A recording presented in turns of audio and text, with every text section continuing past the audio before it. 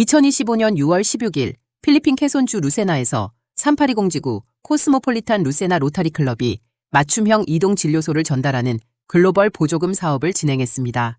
이 사업에는 글로벌 파트너는 3740지구 제천 로타리 클럽이며 제천 중앙 로타리 클럽을 비롯해 3740지구 내 여러 클럽이 함께했습니다.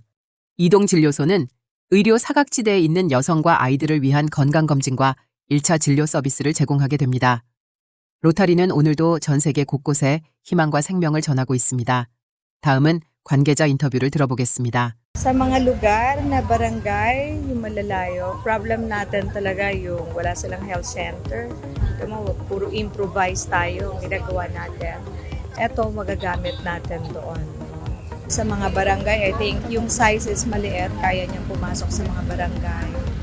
And then, kung walang mga health centers sa barangay na merong privacy, they can check mga babae, especially pap smear, no, or screening for regular screening, pap smear for breast cancer and cervical cancer.